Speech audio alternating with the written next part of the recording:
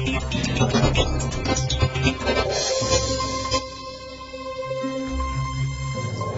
de mission pour Diaby Makissa Camara, l'ambassadeur de Guinée en Côte d'Ivoire, a dit hier ses adieux au président Alassane Ouattara. Appui aux infrastructures agricoles dans l'indénié Duablin, la BAD octroie plus de 16 milliards de francs CFA. C'est l'indignation en France après la tuerie dans une école juive de Toulouse. Une opération est en cours contre un suspect. Bonjour à toutes et à tous. En poste en Côte d'Ivoire depuis juillet 2005, l'ambassadeur de Côte d'Ivoire en Guinée s'en va. Elle a dit hier ses adieux aux Ivoiriens. C'était au cours d'une audience avec le président de la République, Viviane Aimé. En poste depuis juillet 2005 en Côte d'Ivoire, son Excellence Diaby Makissa Camara est en fin de mission. Accompagnée de son conseiller d'ambassade, la première représentante de la République de Guinée en Côte d'Ivoire est allée ce mardi en milieu d'après-midi faire ses adieux au président de la République. Son Excellence Diaby Makissa Camara, qui a passé 7 ans en Côte d'Ivoire, déclare considérer ce pays comme son pays d'adoption. Après la crise sociopolitique qu'elle a vécue aux côtés des Ivoiriens, elle salue le retour de la paix et appelle de tous ses vœux un bel avenir pour la Côte d'Ivoire sous la conduite du président de la République, Alassane Ouattara. Je parle de la Côte d'Ivoire apaisée. Quand j'arrivais, c'était un pays en crise. Aujourd'hui, la paix est revenue. Je souhaite que les Ivoiriens se réconcilient. La réconciliation est en cours. Je souhaiterais que la paix soit consolidée par la restauration de la confiance entre les Ivoiriens. Un conseil des ministres se tient présentement au palais hier pour peaufiner le grand rendez-vous des membres du gouvernement qui se tient aujourd'hui. Le président de la République a eu son premier déjeuner de travail avec le premier ministre Ahoussou Jano. À sa sortie, le chef du gouvernement a annoncé la reprise du dialogue républicain avec l'opposition. Jérôme Kofi Aboulin. Le Premier ministre Ahoussou Jano a un déjeuner de travail avec le président Alassane Ouattara ce mardi.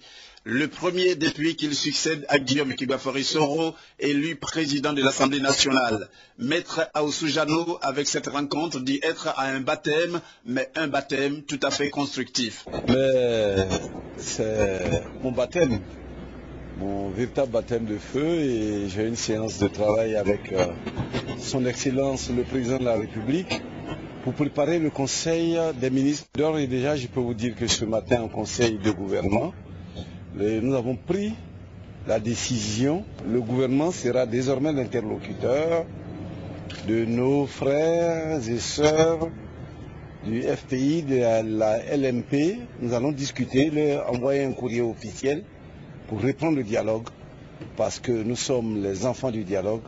Il faut que les Ivoiriens s'entendent.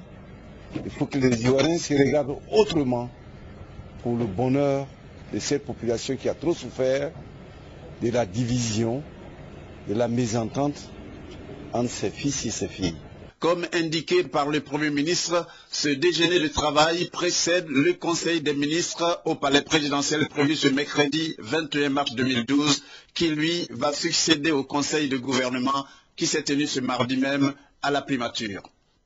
Il faut dire que l'agenda du président de la République était chargé ce mardi. Après sa rencontre avec le Premier ministre Ahoussou Jano, le chef de l'État a également reçu le président de la Commission Dialogue, Vérité et Réconciliation. Les échanges ont essentiellement porté sur le processus de réconciliation nationale. Jérôme Kofi Aboulin.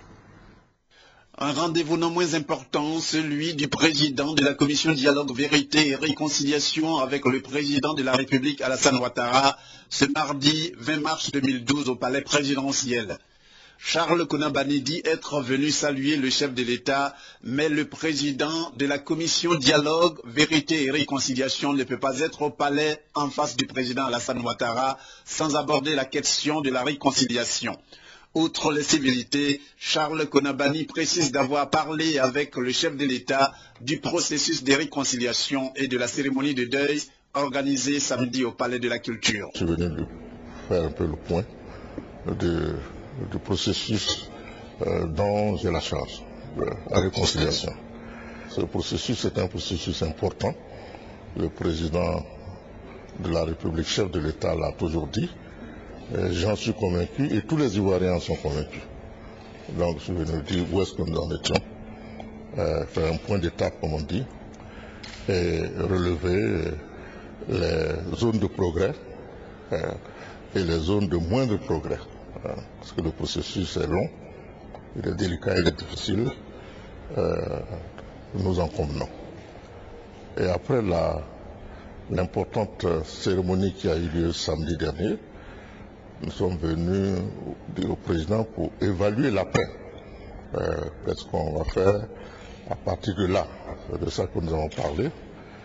Et si vous avez bien suivi nos propos samedi dernier, nous avons indiqué que le processus de la réconciliation était un processus inclusif, participatif, était bien compris par le peuple de Côte d'Ivoire, la nation ivoirienne. Les Ivoiriens sont demandeurs de réconciliation et de paix. Si nous sommes attentifs, et j'imagine que tout on l'est, nous voyons que l'atmosphère s'apaise de plus en plus. Cela ne veut pas dire qu'il n'y a pas de problème. Mais au moins, nos rapports se normalisent au sens où ça n'aboutit pas automatiquement à l'usage de la violence. Le président de la commission Dialogue, Vérité et Réconciliation dit avoir éprouvé un réel plaisir à se retrouver non seulement avec le président de la République de Côte d'Ivoire, mais surtout avec celui de la CEDEAO. Pour Charles Konabani, le président Alassane Ouattara, en tenant les rênes de la CEDEAO, est une des preuves que la Côte d'Ivoire, qui sort de crise, inspire désormais confiance au niveau sous-régional et même international. Sachez que dans le cadre de la lutte contre la cherté de la vie, le Premier ministre Jeannot Ahoussou-Kouadio entreprendra une visite terrain demain jeudi dans plusieurs marchés d'Abidjan, notamment le marché du vivrier de la nouvelle Coco Provida Djamé, le marché central de Trècheville, le marché de bétail et de viande de Port-Boué. Le président de l'Assemblée nationale, Guillaume Soro, a accordé 2 audiences hier à 2 personnalités. La première à Laurent Souquier, premier conseiller à l'ambassade de France en Côte d'Ivoire. Le président de l'Assemblée nationale a également reçu des émissaires maliens. Le point de toutes ces audiences avec Hervé Blé. Reçu en premier par le président de l'Assemblée nationale, Guillaume Soro, l'émissaire du président du Parlement malien. Il était porteur d'un message pour cette audience que lui a accordé le président de l'Assemblée nationale de Côte d'Ivoire, Moustapha Diko, le parlementaire malien, était accompagné d'un conseiller d'ambassade du Mali en Côte d'Ivoire. Je suis venu porteur de message dans lequel le président Diabouda Traoré félicite son homologue pour sa brillante élection à la tête de l'Assemblée nationale de Côte d'Ivoire. Par la même occasion, des félicitations de l'ensemble des parlementaires maliens à leurs homologues ivoiriens et du peuple malien tout entier au peuple de Côte d'Ivoire, pour lui dire que les relations d'amitié et de fraternité qui existent si heureusement entre nos deux peuples sont des relations qu'ils se feront fort de conforter, vont conjuguer leurs efforts pour que ces relations-là aillent de l'avant et que notre sous-région tout entière se développe dans la paix, dans la sécurité, dans l'amitié et la fraternité. La deuxième audience de ce mardi, le président de l'Assemblée nationale l'a accordée à Laurent Souquier, premier secrétaire de l'ambassade de France en Côte d'Ivoire. À sa sortie d'audience, il n'a fait aucune déclaration. Annoncer une probable visite du président de l'Assemblée nationale au Parlement français et une invitation fort probable du président de l'Assemblée nationale française, Bernard Accoyer, à participer à la première législature d'après-crise du Parlement de Côte d'Ivoire. Le ministre d'État, ministre de l'Intérieur, Ahmed Bakayoko, est préoccupé par la gestion des baux des agents de la police nationale. Il veut assainir le milieu. Depuis quelque temps, c'est la grogne chez les propriétaires de maisons baillées. Il menace d'expulser les policiers à la fin du mois de décembre. État des lieux avec le directeur de cabinet adjoint, le général Cissé Lanciné, dans un reportage de Victorien Angwa.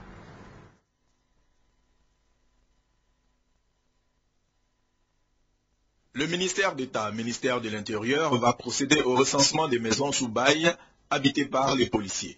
C'est que des arriérés de plusieurs mois font l'objet de discordes entre l'État et les 6700 propriétaires. Chaque mois, l'État dégage 800 millions de francs CFA pour assurer le loyer des policiers. Mais il y a beaucoup de cas fictifs révèle la tutelle. Les policiers qui sont chargés d'assurer la sécurité des personnes et des biens doivent être dans les bonnes conditions pour bien faire le travail. Mais en même temps, le ministre d'État, le ministre de l'Intérieur, ne veut pas non plus que l'État ivoirien paye des maisons à des gens qui ne le méritent pas. Pour des maisons qui ne sont pas en réalité sous bail. Des enquêtes ont été menées qui ont montré qu'il existe des baux fictifs. À Tabou, j'ai trouvé une maison sous bail qui entre-temps était devenue une boulangerie. On vient de faire un petit contrôle au courant février sur Abidjan ici, qui a confirmé ce que je viens de vous dire. On a vu un immeuble où le studio, l'appartement de 2 pièces, l'appartement de 3 pièces ont le même prix, selon la tête du client. On veut assainir le fichier pour que l'État sache exactement combien de maisons il paye et quel est le montant exact pour les maisons. Le gouvernement ivoirien s'engage à éponger la dette qui s'élève à un peu plus de 25 milliards de francs CFA après le contrôle. Les propriétaires ont 3 semaines pour le dépôt des documents. Une fois que ces documents sont déposés et que tout est vérifié et correct, on paye au propriétaire de la maison 1 mois. Ce mois, c'est un prétexte pour assainir le fichier. Et la seconde phase, ce sera aller sur le terrain pour un contrôle physique des maisons. La volonté du ministre d'État, ministre de l'Intérieur, est de trouver une solution définitive à ce problème. Désormais, un commissaire divisionnaire va s'occuper des baux des policiers. Au terme de l'opération, le général Cissé Lansile rassure ses collègues que le ministre d'État, ministre de l'Intérieur, Ahmed Bakayoko, va faire bâtir des maisons destinées aux policiers. Il a d'ailleurs entrepris les démarches à ce sujet. La BAD, la Banque africaine de développement, décaisse plus de 16 milliards de francs CFA pour les départements d'Abengourou, d'Aïmbilekro et de Bétié, ce dont va contribuer à l'amélioration de la sécurité alimentaire et à la réduction de la pauvreté. Noël Niagno. Un projet de qualité et une bonne dose de patience finissent toujours par être bénéfiques aux populations. Attendu depuis 19 ans, le financement du projet des infrastructures agricoles d'Abengourou, Aïmbilekro et de Bétié est disponible. Il est d'un montant de 16 milliards 600 millions de francs CFA. Durée de réalisation 5 ans. On comprend aisément la chaleur des différentes poignées de main entre M. Lamine Zéhine de la BAD, les ministres Charles Kofi Dibi de l'économie et des finances, Koulibaly Sangafoua de l'agriculture, la tutelle, et Edjampati Mele, président du conseil général d'Abengourou. Les propos qui ont ponctué cette cérémonie de signature de protocole d'accord de don ont porté d'abord sur les spécificités du projet. Ce projet appuiera particulièrement la mise en œuvre des axes stratégiques de votre pays, portant sur l'accroissement de la productivité agricole, l'organisation efficiente des filières agricoles et par le renforcement de l'implication des organisations de base, puis enfin la promotion de la production agricole vivrière. Ensuite, le gouvernement, à travers M. Charles Kofi Dibi, a assuré la BAD la bonne exécution du projet parce que très préoccupé par le mieux-être des populations. Je puis vous assurer, monsieur le représentant résident, que le gouvernement est engagé à prendre les dispositions nécessaires pour une utilisation transparente et efficace des ressources mises à sa disposition, parce que la croissance de notre produit intérieur brut que nous voulons forte et durable, l'une de ses bases de croissance, c'est le secteur primaire. Le président du conseil général d'Abengourou a de prime abord souligné la générosité des donateurs et l'efficacité du gouvernement avant d'annoncer le début des travaux. Nous avons déjà pu identifier les bas-fonds. C'est par là que nous allons commencer. Et je pense qu'au cours du premier semestre 2012, nous aurons les premiers travaux sur le terrain. Depuis la normalisation, ce don porte à 130 milliards de francs CFA les interventions, le montant total des opérations de cette institution de développement à la Côte d'Ivoire. Programme de formation sur la gestion du budget familial et cadre de vie en entreprise a été organisé à la base CIE à Yopougon. Ce programme a pour but de contribuer à la stabilité familiale des travailleurs et à améliorer leur rendement dans l'entreprise. Les détails avec Evelyne Deba-Zegwa. Équilibre familial, facteur de réussite socio-professionnelle. C'est le thème de ce programme de formation qui a pour objectif d'inculquer aux travailleurs les pratiques de gestion du budget familial. Selon le conférencier Emmanuel Tré, l'élaboration du budget familial concerne tous les ménages, qu'ils soient riches, moyens ou pauvres. Le premier avantage d'abord, c'est de sécuriser toute la gestion financière de sa famille en accroissant ses épargnes. Notre pays est dans un environnement post-crise électorale et donc les ressources sont rares et c'est que la seule marge de manœuvre du chef de famille, c'est de bien gérer les maigres ressources dont il dispose. Et donc le budget familial vient comme donc un levier pour aider le chef de famille à planifier ses dépenses et à sécuriser la gestion budgétaire de sa famille. Les travailleurs qui avaient à leur côté leur conjointe pendant le programme ont apprécié la formation. On vient de comprendre qu'il faut planifier le budget et le suivre afin de vraiment avoir une paix sociale. Le peu qu'il me donne, je gère. Cette conférence nous apporte un plus. Maintenant, arrivé à la maison, je pense qu'il y aura une nette amélioration. Aujourd'hui, avec cette formation, je crois que nous avons des techniques appropriées par rapport à l'environnement, par rapport à nos activités même professionnelles. Donc, avec ces apports-là, nous allons au mieux gérer ce planning familial. La deuxième conférence des ministres en sciences et technologies de la CEDEAO, c'est le 24 mars prochain. Thème retenu, l'Afrique de l'Ouest face aux défis de la science, de la technologie et de l'innovation pour son développement durable. Avant cette rencontre, les experts se sont réunis hier matin à la Fondation Félix Houphouët-Boigny pour la recherche de la paix. Les États de la CEDEAO ont décidé de produire un document commun. Envoyé spécial à Yamoussoukro, la Fofana. La deuxième conférence ministérielle, celle de Yamoussoukro, a pour objectif de renforcer la coopération entre les États membres de la CEDEAO dans les domaines de la science, de la technologie et de l'innovation. Elle se propose également d'adopter le projet de document de la politique science et technologie de la CEDEAO, EcoPost, et de son plan d'action finalisé. Les ministres auront aussi à adopter les critères sur les centres d'excellence de la CEDEAO d'une part, et un cadre juridique sur la science, la technologie et l'innovation, ainsi que sur les centres d'excellence de la CEDEAO d'autre part. Ils devront aussi valider les conclusions de la réunion des experts. La première rencontre, elle a eu lieu à Abuja en 2004 et elle avait recommandé de doter la sous-région d'une politique en sciences et technologies susceptible de contribuer au développement des secteurs stratégiques que sont l'agriculture, les transports et les télécommunications, l'industrie, la santé et l'hygiène, l'énergie, l'éducation, les ressources humaines et la préservation de l'environnement. Tous les intervenants successifs, le représentant du maire de Yamoussoukro, celle du ministre de l'Intégration, Yolande Tano, celle de la CEDEAO, Adrienne Diop, et celle du ministre de l'Enseignement supérieur et de la Recherche scientifique, Mansila Aboitier, l'ont tous relevé. C'est la seule voie à suivre, mais les engagements n'ont pas souvent été respectés, il le faut pourtant. Et la solution a tout de suite été indiquée par le conférencier du jour, le professeur Saliou Touré. Selon nous, pour que nous puissions changer cette situation, il est nécessaire, premièrement, de former les hommes, former beaucoup de scientifiques, et ensuite équiper les laboratoires, donner des conditions favorables aux enseignants, chercheurs et aux chercheurs de nos instituts. La formation est la condition sine qua non, parce que sans hommes bien formés, compétents et suffisamment nombreux, il est illusoire que l'Afrique puisse faire de la recherche avancée.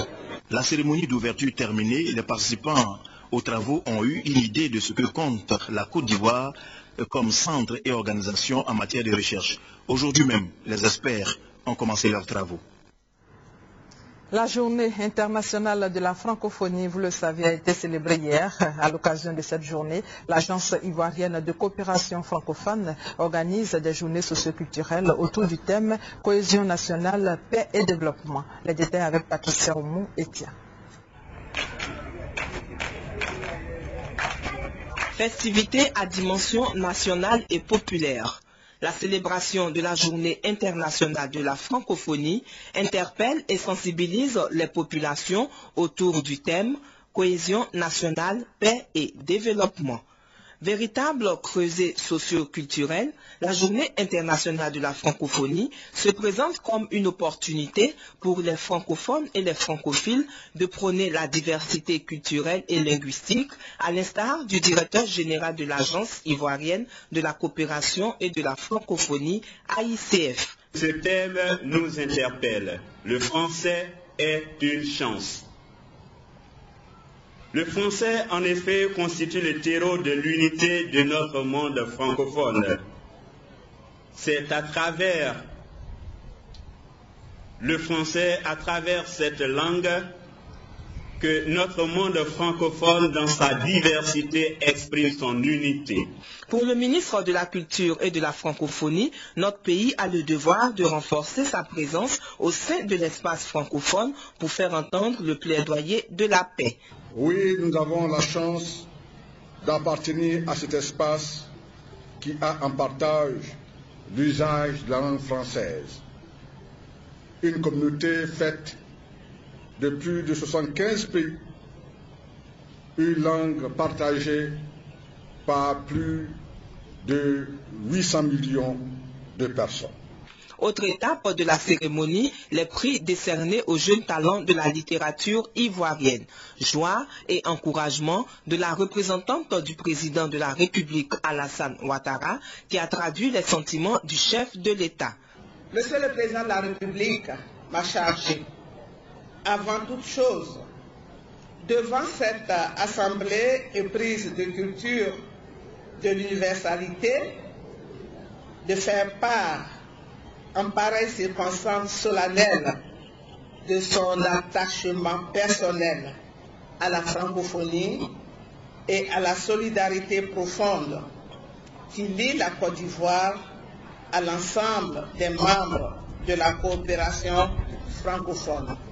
La Journée internationale de la francophonie est célébrée le 20 mars de chaque année. Cette page noire dans ce journal, Zadi Zaourou est mort hier, professeur de chaire, écrivain, dramaturge, ex-président fondateur de l'USD. Le professeur Zadi Zaourou est décédé hier à l'âge de 74 ans des suites de complications cardiaques à la tisane. Retour sur le parcours de l'homme avec Alexis Ouedraogo. Maillet, oui, quand tu seras seul avec l'homme avec qui tu passeras la première nuit, observe bien sa nudité. Tu découvriras un arbre sans feuillage. Il porte un fruit qui renferme de fèves.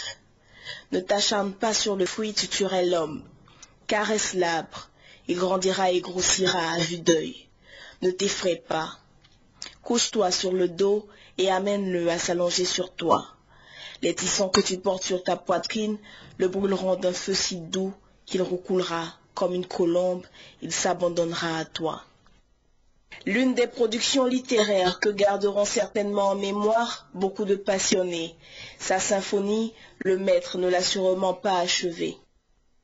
Né en 1938 à Soubré, Boté Zadi Zaourou était enseignant, homme politique et écrivain. Admis en soins intensifs à la PISAM depuis dimanche, ce mardi, il a déposé sa plume. Bernard Zadi Zaourou était docteur d'État ès-lettres de l'Université de Strasbourg. Il a été maître de conférence à l'Université d'Abidjan. Là, il a séduit par son atypique vision de l'enseignement, de la contestation politique et de la perception des arts et de la culture africaine. De 1993 à 2000, il occupe la fonction de ministre de la Culture en Côte d'Ivoire. Zadi Zaourou savait apprécier le mot dans sa polyvalence sémantique pour en faire un allié redoutable. Son écriture ravissait les cœurs. Son dernier recueil, Les Quatrains du dégoût, publié en 2008, plonge le lecteur dans les 20 dernières années d'une Côte d'Ivoire en perte de repères.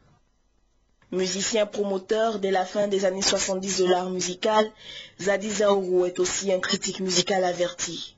À l'occasion d'un colloque hommage à lui consacré en novembre 2008 à l'Université d'Abidjan, Michel Tanon-Laura, vice-doyenne de l'UFR des langues, de la littérature et des civilisations, dira: Après une activité aussi bien remplie, il nous importait de lui rendre un hommage appuyé pour son engagement permanent à l'épanouissement culturel, intellectuel et artistique africain.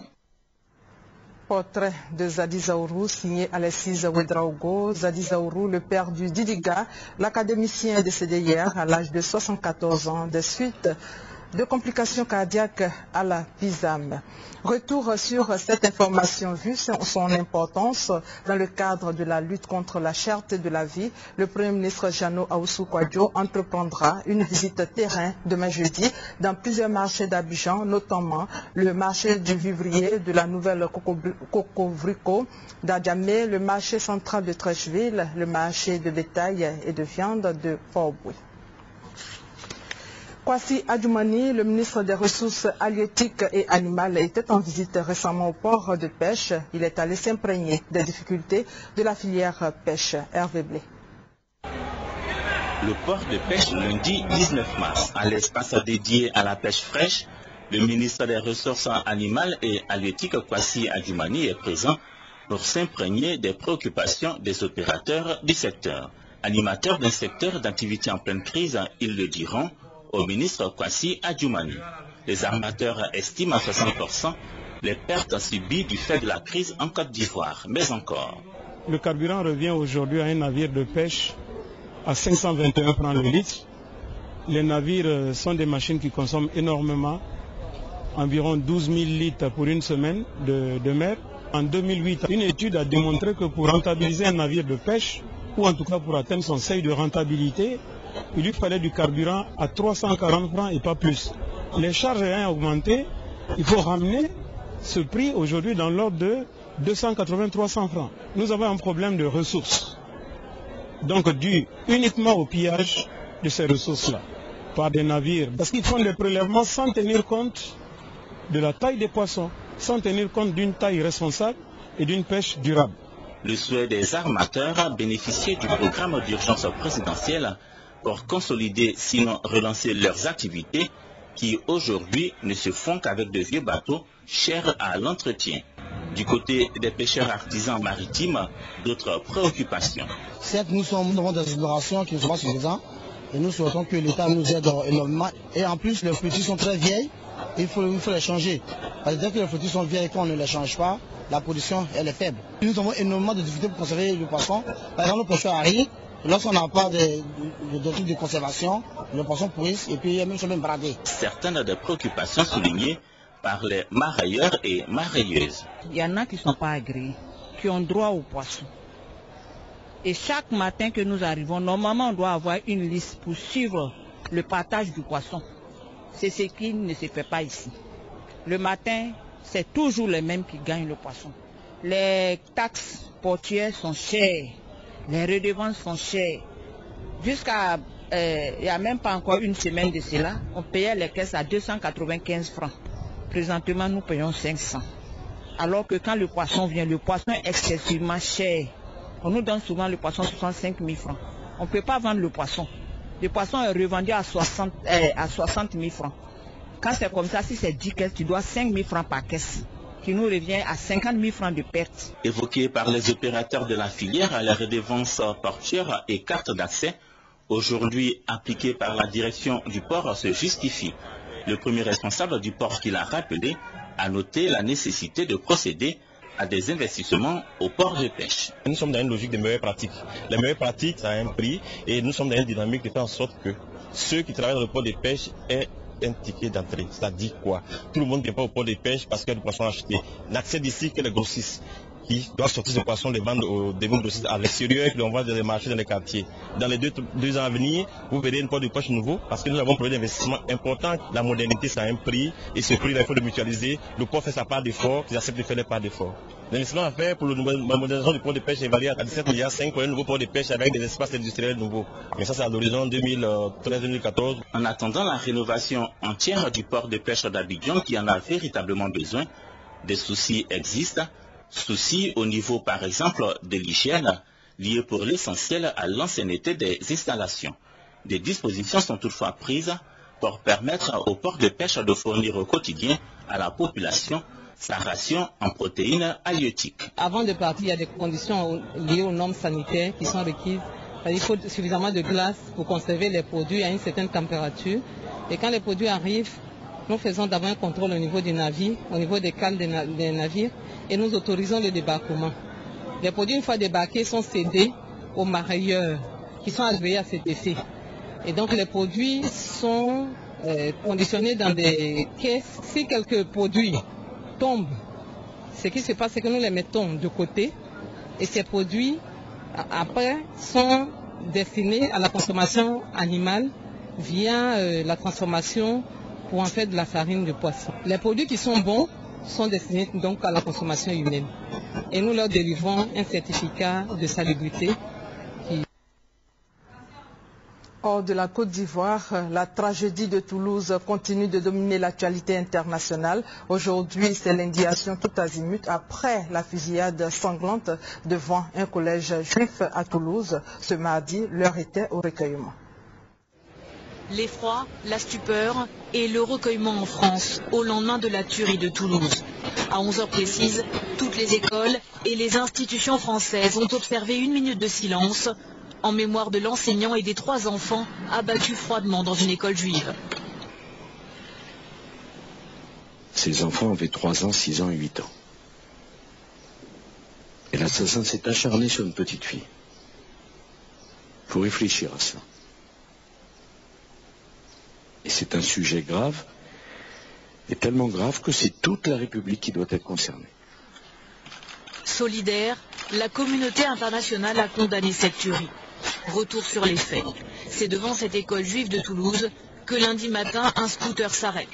Le passager casqué et armé descend et tue un professeur et ses 2 enfants. Puis dans la cour, il abat une petite fille. Toute la scène est enregistrée par une caméra de surveillance. Une représentante de la communauté juive a visionné la cassette. Un cauchemar, c'est comme si vous voyez un film d'horreur. Quelqu'un qui descend d'une moto, qui se met à tirer, et les gens tombent, et il rentre dans la cour, et il attrape cette petite fille, il met une arme sur la tempe, et il tire. Il a l'air très normal, hein. Très déterminé, très normal. Selon les premiers éléments de l'enquête, la même arme et le même mode opératoire ont été utilisés contre l'école et contre les 3 militaires assassinés il y a quelques jours dans la région. Conséquence immédiate, la campagne présidentielle est suspendue pour 48 heures et surtout, dans la région sud-ouest, le plan antiterroriste Vigipirate passe à l'écarlate, un niveau encore jamais atteint en France. Tous les sites sensibles sont désormais sous très haute surveillance policière. Et puis aux dernières nouvelles, le principal suspect des tueries qui ont fait 7 morts en France est assiégé par les policiers dans un immeuble de Toulouse où il s'est retranché et dit vouloir se rendre. Ce Français de 24 ans d'origine algérienne s'appelle Mohamed. Il se revendique d'Al-Qaïda. Il a échangé à plusieurs reprises des coups de feu avec la police qui tente de négocier avec lui. Les forces de l'ordre ont trouvé devant son domicile une voiture remplie d'armes. Les policiers espèrent un dénouement dans les heures qui viennent. Fin de ce journal, merci de votre fidélité.